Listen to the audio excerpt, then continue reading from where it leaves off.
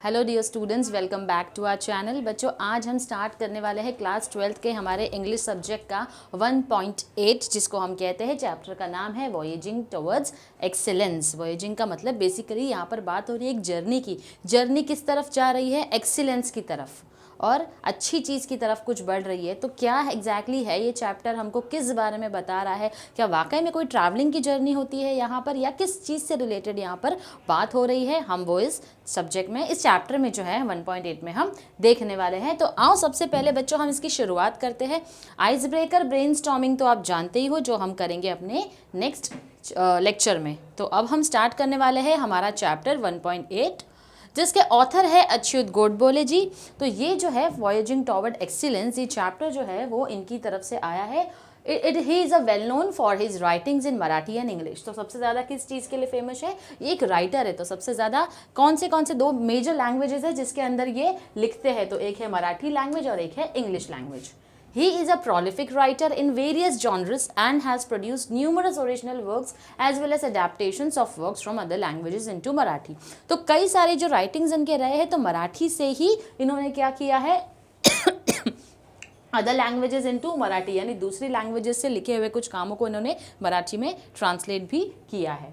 His writing style is informative and yet very informal. इनका जो writing style है, जैसे कुछ ऑथर्स होते हैं काफ़ी फॉर्मल तरीके से लिखते हैं, जो इसके पहले के हमने चैप्टर्स को देखे हैं, तो काफ़ी फॉर्मल रहे हैं हमारे चैप्टर्स को देने में। लेकिन इनका जो लिखने का स्टाइल है, किनका? अच्युत गोडबोले जी का। इनका स्टाइल थोड़ा सा इनफॉर्मल है लेकिन इन्फॉर्मेटिव भी है। इन्फॉर्मेटिव का मतलब काफ़ी सारी इन्फॉर्मेशन आपको उसमें देखने मिलेगी।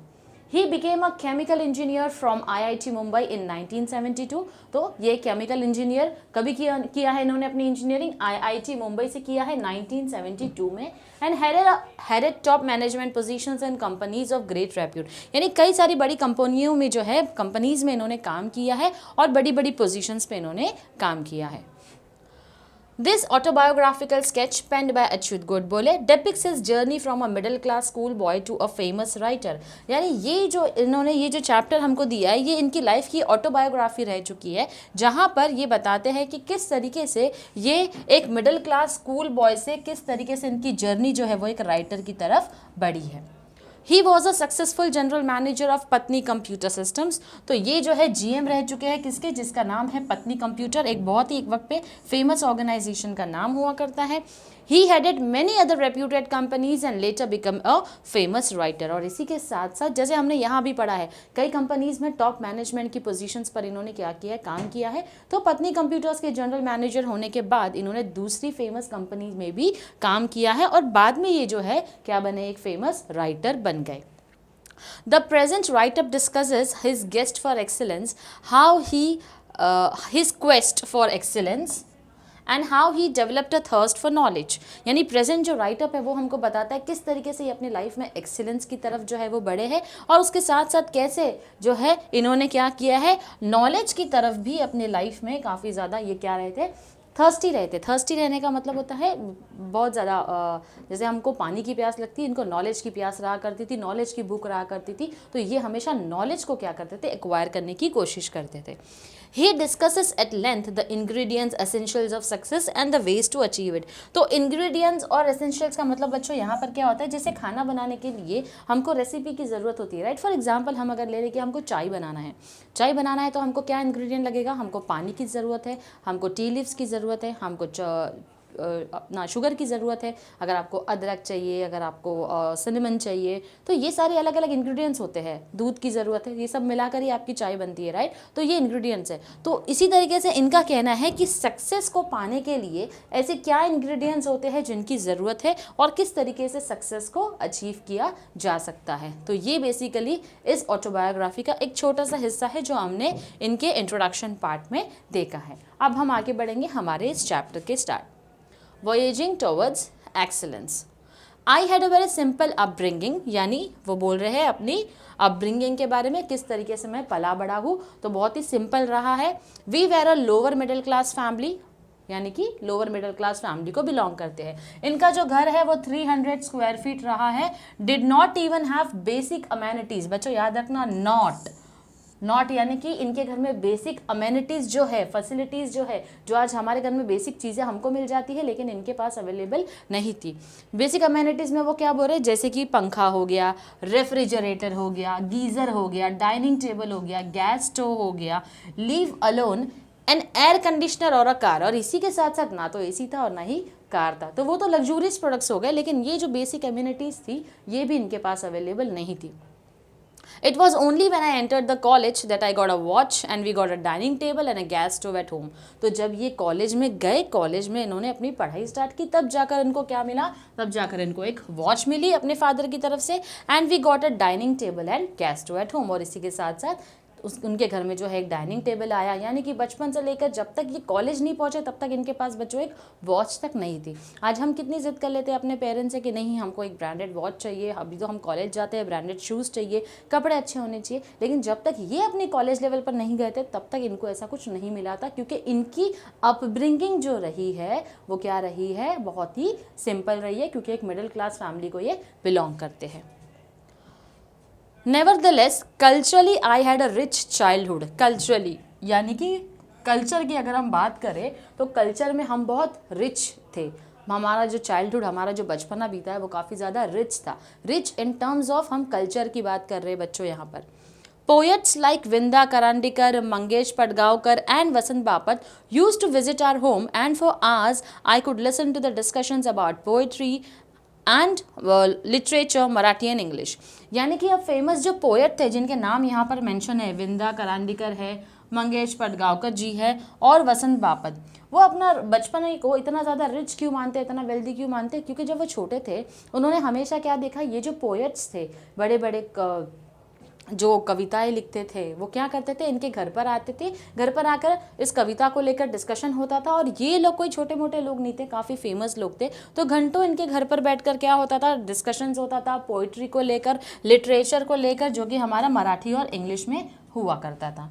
They used to talk about Keshavsut, Mardhekar, Shakespeare, Charles Dickens and Thomas Hardy. तो ये सब के बारे में क्या होता था बेसिकली, अभी हमारे अगर रिलेटिव आते हैं, हमसे मिलते हैं, तो हमारे क्या डिस्कशंस होते हैं, बेसिकली हम यहाँ वहाँ की इधर उधर की बातें करते हैं, राइट। लेकिन हम कोई इन्फॉर्मेशन शेयर नहीं करते हैं आपस में जिससे आपस में एक दूसरे का फ़ायदा हो। तो इस तरीके से इनका जो है कल्चरली बहुत ज़्यादा क्या रहा है, चाइल्डहुड रिच रहा है, क्योंकि ये लोग आपस में जब भी डिस्कशंस होता था तो कहीं ना कहीं बहुत ही नॉलेजेबल फैक्ट और इन्फॉर्मेशन जो है वो शेयर किया करते थे। I did not fully understand their discussions in depth, but I was immensely impressed.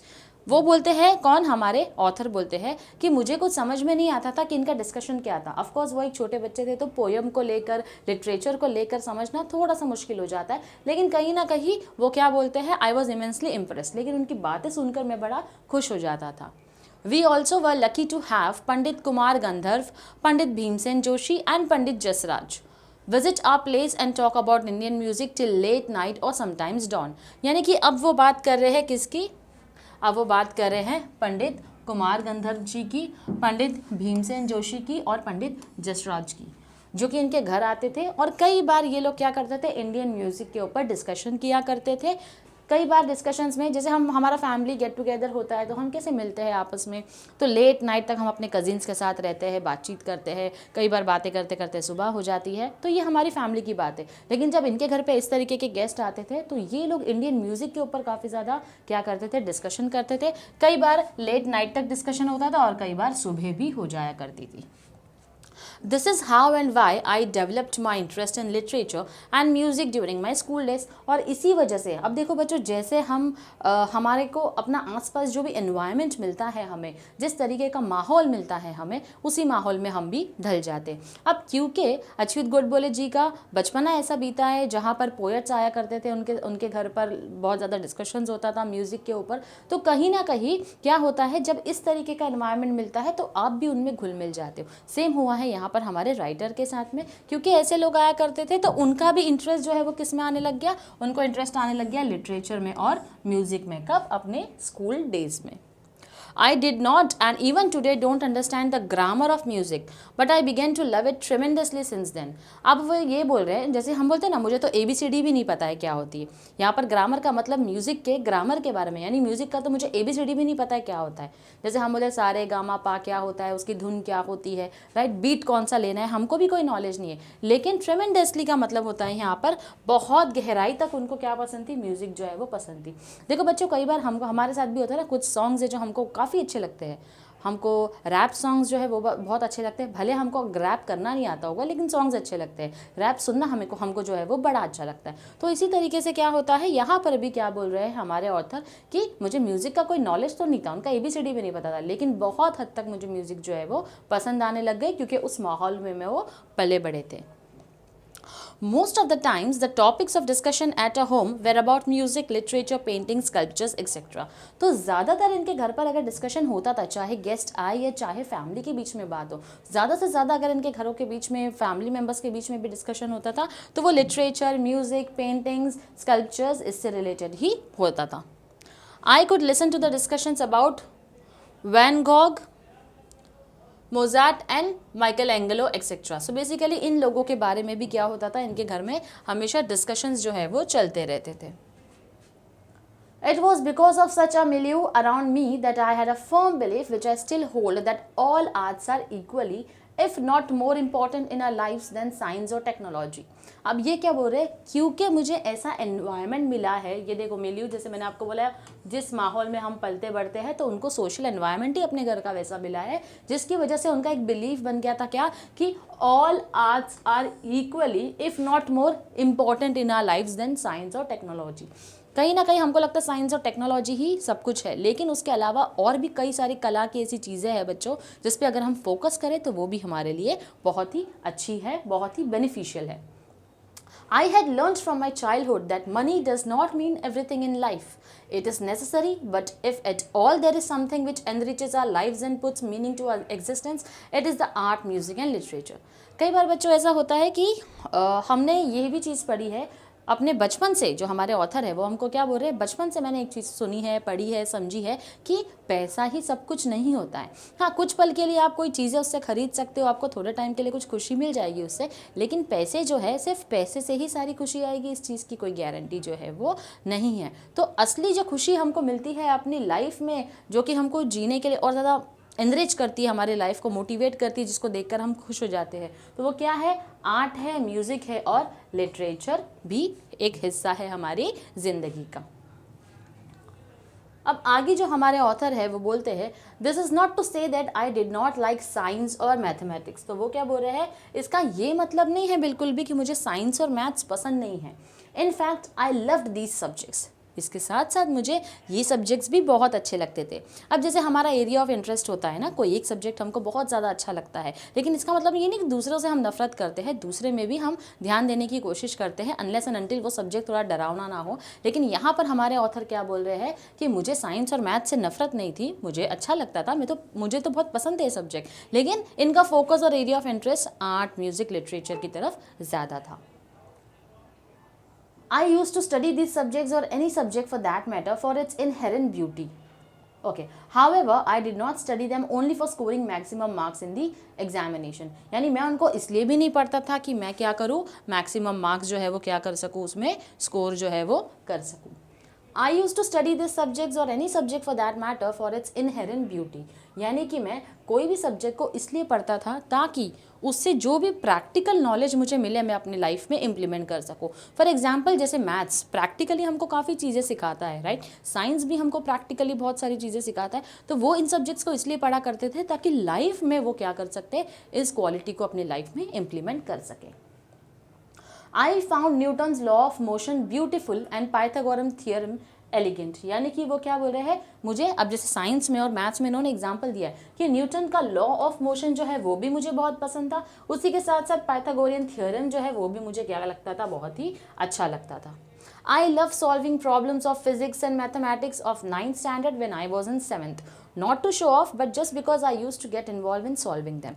अब वो बोलता है जब मैं 9th स्टैंडर्ड में था, जब मैं 7th स्टैंडर्ड में था तो मैं क्या किया करता था, मैं 9th स्टैंडर्ड का फिजिक्स और मैथ्स जो है उसके प्रॉब्लम्स को सॉल्व किया करता था. अब मैं वो इसलिए सॉल्व नहीं करता था कि मुझे कोई शो ऑफ करना था, मैं इसलिए आपको ये नहीं बता रहा हूँ, लेकिन मैं बता रहा हूँ कि मुझे कितना इंटरेस्ट था, मुझे कितना मज़ा आता था उन प्रॉब्लम्स को सॉल्व करने में. I used to love problem solving and used to enjoy finding out the most elegant method of solving them. तो वो बोल रहे हैं हमारे ऑथर कि मैं इसलिए प्रॉब्लम नहीं सॉल्व करता था कि मुझे कोई शो ऑफ करना है, लेकिन मुझे मैथ्स के, साइंस के, फिजिक्स के प्रॉब्लम जो है वो सॉल्व करके एक अलग ही सेटिस्फैक्शन मिलता था कि जब मैं उनको सॉल्व कर लेता था और अलग अलग तरीके से कैसे एक प्रॉब्लम को सॉल्व किया जाए वो उस प्रॉब्लम की तरफ क्या करते थे, एक अलग नज़रिए से देखते. Obviously, these problems were not a part of the curriculum, but I enjoyed the whole process. अब यहाँ पर वो क्या बोल रहे हैं ऑथर कि मेरे करिकुलम का, यानी कि अब मैं 7th स्टैंडर्ड में हूँ तो मुझे 9th का फिजिक्स और मैथ्स आता था, मुझे पूछा नहीं जाएगा, लेकिन मैं बहुत एंजॉय करता था 9th के फिजिक्स और मैथ्स की प्रॉब्लम को सॉल्व करने. So basically this attitude of looking beyond marks और एग्जामिनेशन, तो क्या बोलता है ये, एग्जामिनेशन से और मार्क्स से ज़्यादा उससे आगे बढ़कर देखना, and to seek joy in solving any challenging problem. और मुझे खुशी मिलती थी, जैसे कुछ बच्चे होते हैं जिनको मैथ्स में या साइंस में अगर इंटरेस्ट होता है तो उनको मैथ्स के प्रॉब्लम सॉल्व करके बड़ी अलग से ही खुशी मिलती है. तो जितने चैलेंजिंग उनके सामने मैथ्स के आप प्रॉब्लम्स देते जाओ वो और खुशी खुशी उसको सॉल्व करते हैं. तो हमारे ऑथर क्या बोल रहे हैं कि मुझे बहुत ही चैलेंजिंग प्रॉब्लम्स मिलती थी तो बड़ा ही मज़ा आता था उनको सॉल्व करने में. इससे क्या होता था, मेरे अंदर एक एटीट्यूड डेवलप हो गया जिसको बोलते हैं प्रॉब्लम सॉल्विंग एटीट्यूड, जो आज हमारे इस रियल वर्ल्ड में, कॉर्पोरेट वर्ल्ड में अगर हमको जॉब पर लगना है, अच्छा सा बिजनेस करना है हमको, तो ये प्रॉब्लम सॉल्विंग एटीट्यूड जो है वो हमारे अंदर होना चाहिए. तो जैसे जैसे मैंने ये प्रॉब्लम सॉल्व करने का काम किया, चैलेंजिंग प्रॉब्लम्स को लेना शुरू कर दिया, अपने आप मुझे क्या मिल गया, प्रॉब्लम सॉल्विंग एटीट्यूड मेरे अंदर डेवलप हो गया. Which came handy when I appeared for my IIT entrance JEE, यानी जब उन्होंने GE के लिए अप्लाई किया था, IIT की एंट्रेंस एग्जाम थी, तो अपने आप उनके अंदर ये प्रॉब्लम सॉल्विंग जो है वो उनके साथ में ही आ गया था. Because this exam is completely based on your problem solving ability.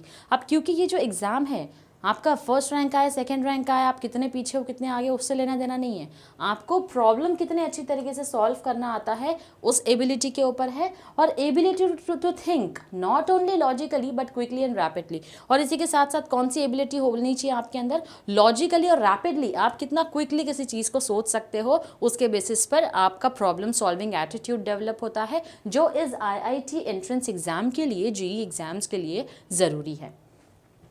Next, he is saying that I scored 100% marks in mathematics in almost all the examinations that I appeared for from my first standard until IIT.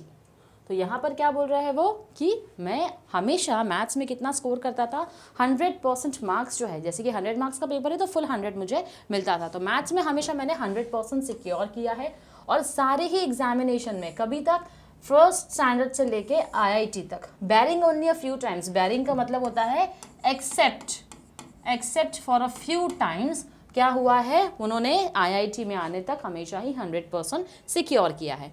I stood 16th in the SSC board, यानी 16th number पे आए थे वो कब, SSC board की examination में. At that time, this examination was for the whole of Maharashtra, including Nagpur. कब, जब नागपुर भी इंक्लूड था महाराष्ट्र के अंदर, ऑफ कोर्स आज भी इंक्लूड है. तो यानी कि ये कौन से नंबर पे थे, SSC में रैंक लाने के लिए 16 पोजीशन पर थे. And I stood first in the university in all the subjects, और यूनिवर्सिटी में जब इन्होंने एडमिशन लिया तो इनका फर्स्ट रैंक आया था सारे सब्जेक्ट्स में पुट टुगेदर, यानी सारे सब्जेक्ट्स मिलाकर उनका जो है वो फर्स्ट रैंक आया था. Those days, you could get an admission into IIT without the entrance test if you had secured the first rank in the university. अब ये तब की बात कर रहे हैं, अगर उस वक्त आपका फर्स्ट रैंक आया है यूनिवर्सिटी में तो क्या होता था, you could get an admission into IIT without the entrance test. यानी कि आपको पहले GE जो है टेस्ट एंट्रेंस एग्जाम जो है IIT में देने की ज़रूरत नहीं थी, अगर यूनिवर्सिटी ने आपने फर्स्ट रैंक जो है वो सिक्योर कर लिया. Therefore, I did not have to appear for the entrance test to get the admissions into IIT, but nobody in Solapur told me about it. इसीलिए वो क्या बोलते हैं, I did not have to appear for the entrance test. इसीलिए मुझे entrance test के लिए appear करने की ज़रूरत नहीं थी to get the admission into IIT. IIT में एडमिशन लेने के लिए मुझे एंट्रेंस टेस्ट की ज़रूरत थी ही नहीं, लेकिन सोलापुर में मुझे ये बात किसी ने नहीं बताई. For I doubt if anybody in Solapur even knew about this rule, क्योंकि उन्हें ये डाउट है कि शायद ही किसी को पता होगा सोलापुर में इस रूल के बारे में कि ऐसा भी कोई रूल है, अगर यूनिवर्सिटी में फर्स्ट रैंक आता है तो आपको IIT एंट्रेंस देने की ज़रूरत नहीं है। Therefore, I appeared for the entrance examination and I secured a very good rank in the same. और इसीलिए उन्होंने क्या किया, अब क्योंकि उनको नॉलेज ही नहीं था, फर्स्ट रैंक आया था और IIT एंट्रेंस की ज़रूरत नहीं थी, लेकिन ये बात किसी को भी नहीं पता थी और उनको भी नहीं पता थी, तो उन्होंने क्या किया एंट्रेंस एग्जाम के लिए अपीयर कर दिया, और अपीयर करने के बाद भी उनका काफ़ी अच्छा रैंक आया है उस एग्जामिनेशन में। I was quite happy getting into IIT, but my joy was short lived. यानी कि मैं बहुत खुश था कि मुझे IIT में एडमिशन मिल रहा है, लेकिन मेरी खुशी जो है वो कुछ पल की थी। At Solapur, I had not seen any building which was more than 3-storied. Mumbai, however, was full of skyscrapers. तो यहाँ पर वो क्या बोलते हैं, सोलापुर में मैंने क्या नहीं देखा है, किसी भी बिल्डिंग को 3 माले से ज़्यादा देखा नहीं है, लेकिन जब मुंबई की बात आती है तो मुंबई में तो ये बड़े बड़े टावर्स है, स्काई स्क्रेपर्स जो है वो बने हुए हैं। At IIT, most of the students and professors used to converse in English, whereas my English was very poor. अब वो बोलते हैं जब मैं IIT में आ गया तो बहुत से बच्चे, बहुत से स्टूडेंट्स थे, क्या करते थे, वो सिर्फ इंग्लिश लैंग्वेज में कॉन्वर्जेशन, कॉन्वर्स का मतलब होता है कॉन्वर्जेशन या बातचीत जो करते थे वो इंग्लिश में ही करते थे, और हालांकि मेरी जो इंग्लिश थी वो बहुत ही क्या थी, वीक थी। I had my entire education in Marathi. अब इसलिए वीक थी क्योंकि वो मराठी बैकग्राउंड को बिलोंग करते थे, उन्होंने हमेशा मराठी लैंग्वेज से ही अपनी स्टडीज़ को कंप्लीट किया है, उसी लैंग्वेज को प्रेफरेंस भी दिया है, तो वो क्या थे, इंग्लिश में थोड़े से पुअर थे, लेकिन अपनी स्टडीज़ जो है उन्होंने अच्छी खासी कंप्लीट की थी, प्लस रैंक भी लेकर आए थे। दो वो मराठी लैंग्वेज से पढ़कर आए थे, लेकिन बावजूद इसके उनके टैलेंट में किसी तरीके की कोई कमी नहीं थी। My spoken English was quite pathetic, यानी कि वो बोलते हैं कि मेरी जो इंग्लिश जो मैं बोलता हूँ, जो मैं बात करता हूँ इंग्लिश में, वो काफ़ी बेकार है, मतलब कभी किसी को ज़्यादा अच्छे से समझ में नहीं आएगी क्योंकि मैं अच्छे से इंग्लिश नहीं बोल सकता हूँ।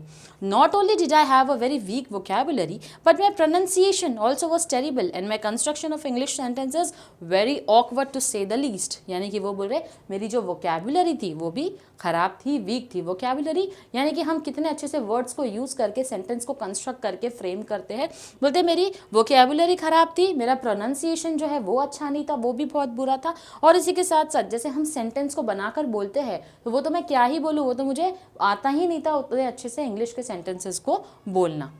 Due to all this, I was feeling quite lonely and terrified in Mumbai in general and IIT in particular. तो बोलते हैं अब इस वजह से क्या हो गया था, उनका कॉन्फिडेंस थोड़ा सा कम हो गया था, वो खुद को अकेला समझने लग गए थे, क्योंकि सब तो इंग्लिश में बात करते हैं, मैं अकेला ही हूँ जिसको इंग्लिश इतने अच्छे से नहीं आती है, जो इंग्लिश नहीं बोल पाता है, खुद को अकेला समझने लग गए थे। एंड टेरिफाइड, थोड़े से डर जाते हैं ना हम, जब हमारे सामने कोई थोड़े से स्ट्रॉन्ग लोग आते हैं तो हम भी थोड़े से उनसे डर जाते हैं, हम क्या सोचते हैं अरे इसको इतना अच्छा आता है यार, मुझे तो नहीं अच्छा आता है बोलने के लिए, तो कहीं ना कहीं वो उस चीज़ से क्या हो गए थे, डर गए थे। I had developed an inferiority complex and wanted to run away from IIT and even Mumbai.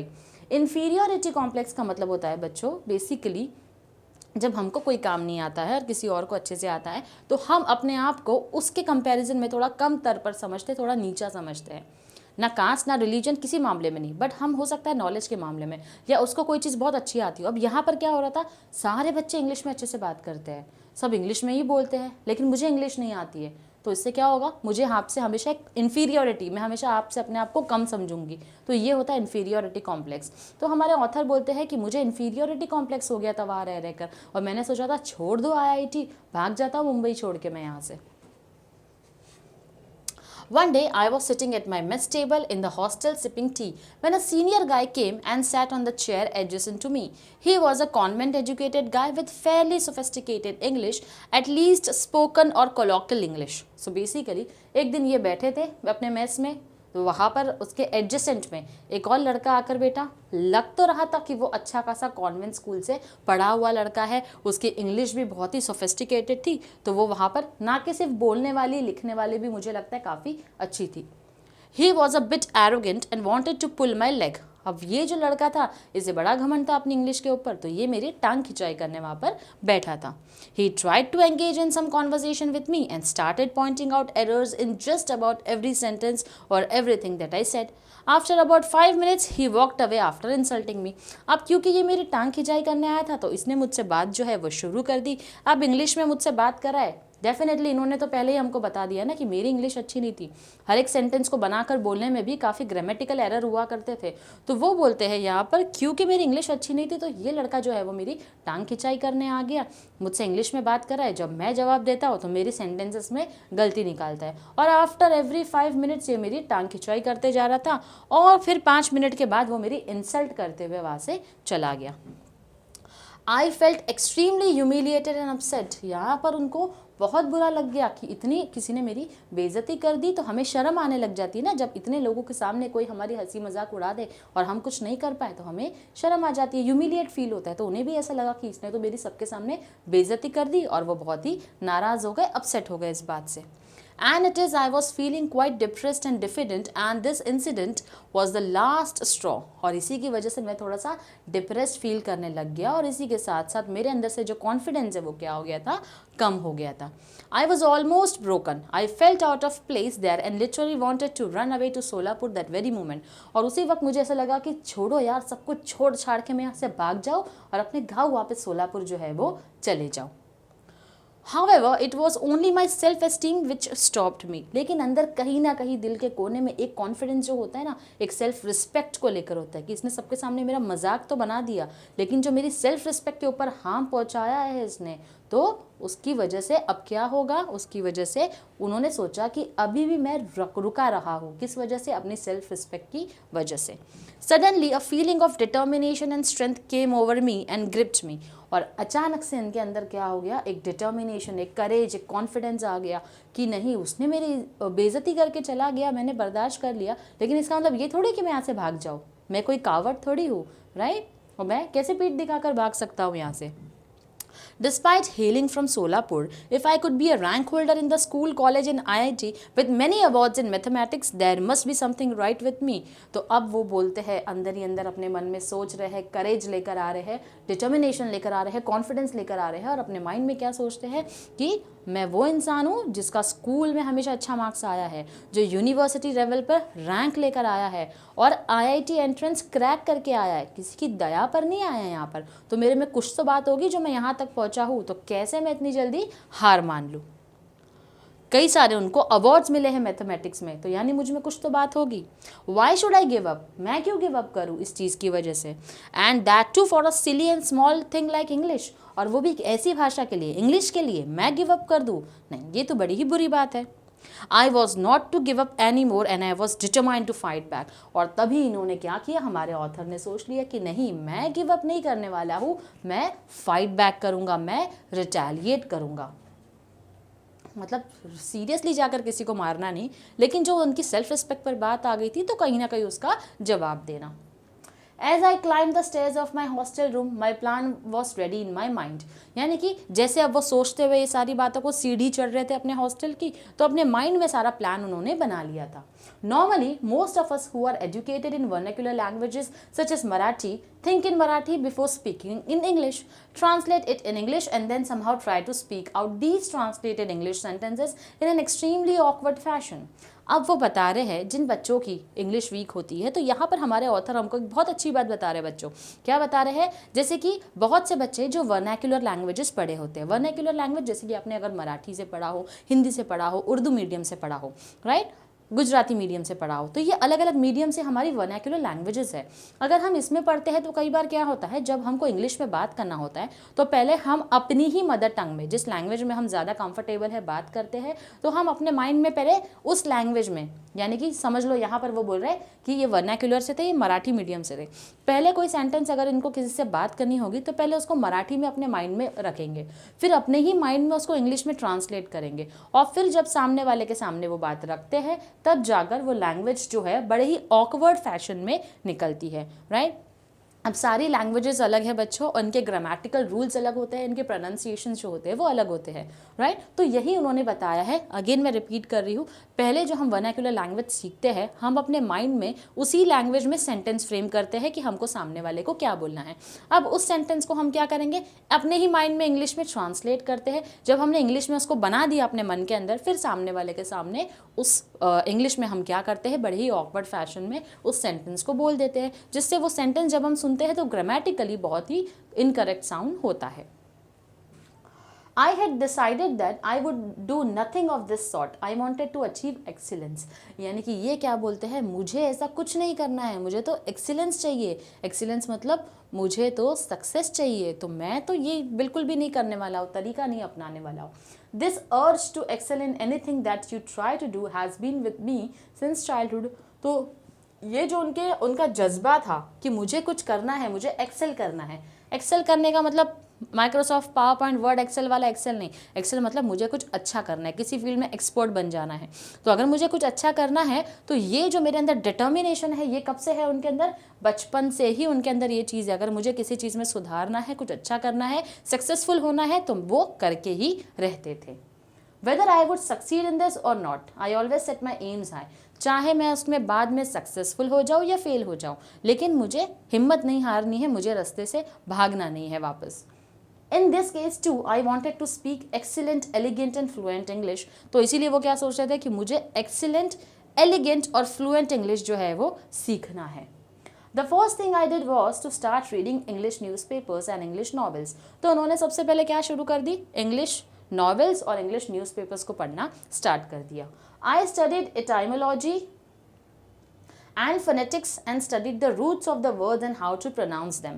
तो उन्होंने क्या किया, उन्होंने इंग्लिश के बेसिक से शुरू कर दिया. उन्होंने शुरू कर दिया प्रोनाउंसिएशन से कि कौन से वर्ड की साउंड कैसे आती है, फोनेटिक्स जो होता है. जैसे अगर सी लिखा है तो सी का साउंड स कब आएगा और क कब आएगा, राइट. जैसे हम लोग कैट बोलते हैं, CAT कैट, लिखते सी है लेकिन क साउंड आ रहा है, राइट. क्लाउड बोलते हैं, क साउंड आ रहा है. तो इसी तरीके से कब वो क साउंड आएगा, स साउंड आएगा, तो इसको फोनेटिक्स बोला जाता है. तो उन्होंने ये सारी चीज़ को अच्छे से समझा और प्रोनाउंसिएशन किस तरीके से होता है, जड़ तक जाकर इसको उन्होंने सीखने की कोशिश की. I used to stand in front of the mirror and practice speaking, realizing my mistakes and correcting them myself all the time and improvising and improving day by day. तो अब वो क्या करते थे, जैसे ही आज कोई चीज़ सीख ली, कोई सेंटेंस सीख लिया, अब मिरर के सामने खड़े हो जाएंगे, अब वो प्रैक्टिस करेंगे. जब प्रैक्टिस करके वो बोलते थे तो उनको समझ में आता था कि कहाँ पर मेरी मिस्टेक है, कहाँ मैं गलत जा रहा हूँ, कहाँ मुझे इस मिस्टेक को रेक्टिफाई करना चाहिए. तो डे बाय डे इन्होंने एक प्रैक्टिस कर ली, एक हैबिट बना ली और हैबिट डेवलप करते करते अपने आप इनकी जो इंग्लिश है वो क्या हो गई, इम्प्रूव हो गई. तो इम्प्रूव होने के लेवल तक इन्होंने अपने एफर्ट्स को नहीं छोड़ा.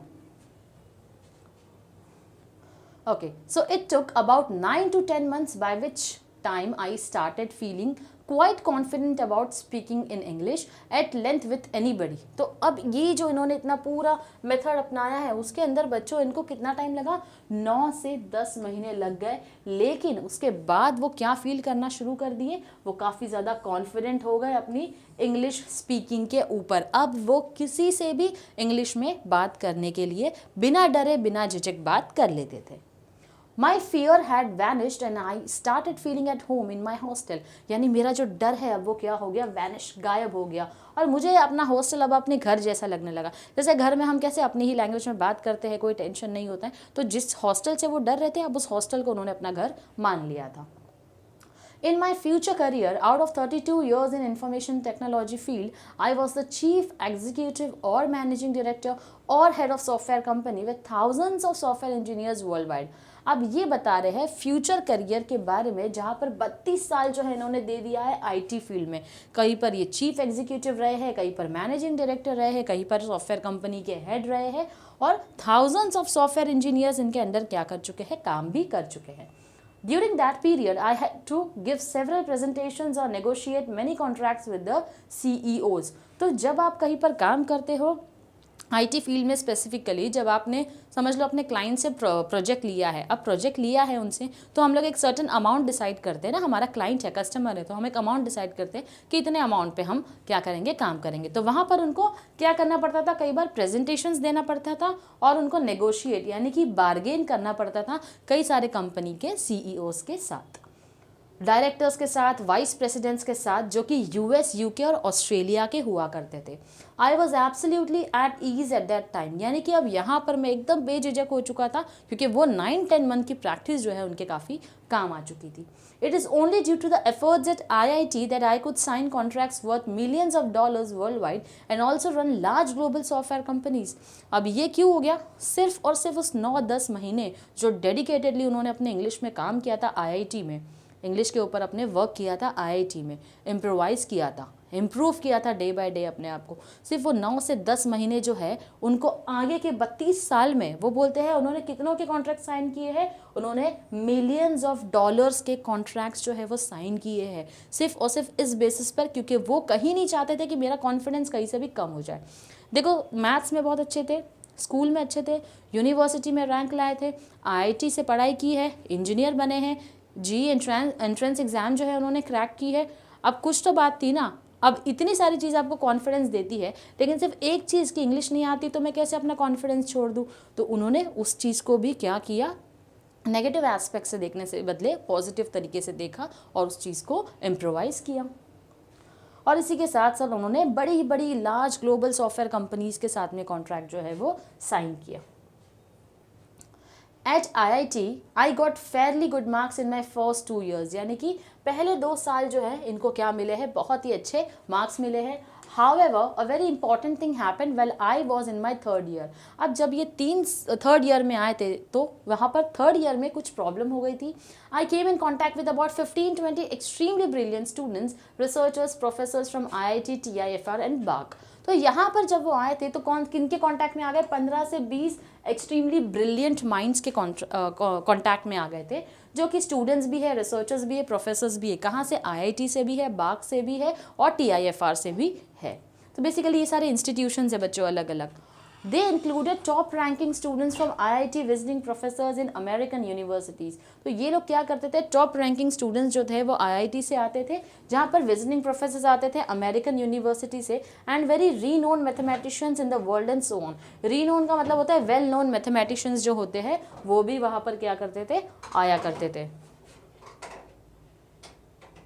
So next it says that I was instantaneously attracted to this group, यानी कि अब ऐसे ब्रिलियंट माइंड्स आ गए क्योंकि ये हमेशा एक्सीलेंस में क्या करते थे, बिलीव करते थे। तो इन्होंने क्या सोचा कि मुझे भी ऐसे लोगों के ग्रुप का क्या करना है, एक हिस्सा बनना है। तो बड़े खुश हो गए थे उनको देखकर। This friendship had a lasting impact on my life. तो ये जो फ्रेंडशिप उन्होंने कर ली थी इतने ब्रिलियंट लोगों के साथ में, तो कहीं ना कहीं लाइफ लॉन्ग ये फ्रेंडशिप जो है वो उनके काम आई है। Until that time, I used to consider myself somewhat intelligent. However, after I met my friends in our group, I came to know what real brilliance meant and I realized where I stood. अब इनको लगता था अब तक मैं ही बहुत ज़्यादा brilliant mind हूँ, लगता था, कभी उनको उस चीज़ का प्राइड नहीं था, घमंड नहीं था, लेकिन इनको लगता था अब तक मैं बहुत ब्रिलियंट हूँ। लेकिन जब उन्होंने देखा कि लाइफ में और भी ब्रिलियंट लोग आते हैं तो कैसे एक्सीलेंस की तरफ बढ़ा जा सकता है, ये इन्होंने कब सीखा, जब वो ऐसे ब्रिलियंट माइंड से मिले थे। I was actually also very lucky that I came in contact with great people on the global scale early in my life. अब वो इस बात से खुश भी थे कि ऐसे लोगों से मिलना जो है बहुत ही बड़ी अपॉर्चुनिटी है मेरी लाइफ में, तो अपने आप को लकी बहुत मानते थे कि ऐसे लोगों से मुझे मिलने का मौका मिला। Later in my life, when Mr. Narayan Murthy left Patni to start Infosys, I started heading Patni's software division, occupying the same chair. तो जब नारायण मूर्ति जी जो है, जो इन्फोसिस के ओनर है, हमने सुना है, तो जब उनको इन्फोसिस चालू करना था तो पत्नी कंप्यूटर्स जो है वो उन्होंने छोड़ दिया था। तो उसको लीड किसने किया था, ये जो हमारे ऑथर है अच्युत गोडबोले जी, इन्होंने क्या किया था, उस कंपनी पत्नी के सॉफ्टवेयर डिवीजन जो है उसको क्या किया था, लीड किया था। My head office was in Cambridge Massachusetts, USA, very near to Boston. तो यहाँ पर क्या था, बॉस्टन में उनका हेड ऑफिस था। It was in fact the adjacent building to MIT in America. तो वो जो बिल्डिंग है जहाँ पर उनका हेड ऑफिस था वो कहाँ था, MIT जो है अमेरिका में, उसके एकदम नियर बाय था, एडजेसेंट में ही था।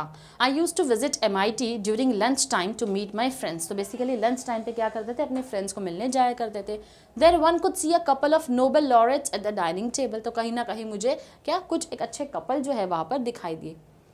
If you walked for an hour from there, you could reach Harvard Square near Harvard University. तो अगर आप वहाँ पर चलते रहोगे कुछ टाइम के लिए, 1 घंटे के लिए चलोगे, तो वहाँ से आप हार्वर्ड यूनिवर्सिटी की तरफ पहुँच जाओगे।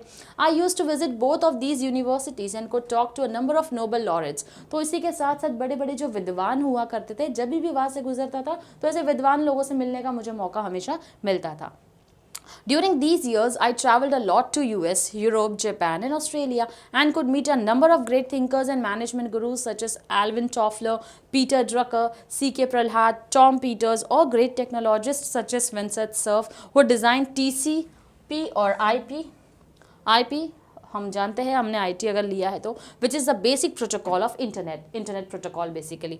तो बेसिकली ये यहाँ पर क्या बोल रहे हैं, मैं बहुत US में घुमा हूँ, US, यूरोप, जापान, ऑस्ट्रेलिया, क्योंकि ये हेड थे ना कहीं, तो इनको बहुत सारे जब कॉन्ट्रैक्ट्स होते हैं, क्लाइंट्स होते हैं, विजिट करना पड़ता था। तो यहाँ पर क्या हो गया बच्चों, यहाँ पर उनको सबसे मिलने का जो है वो मौका मिल गया था।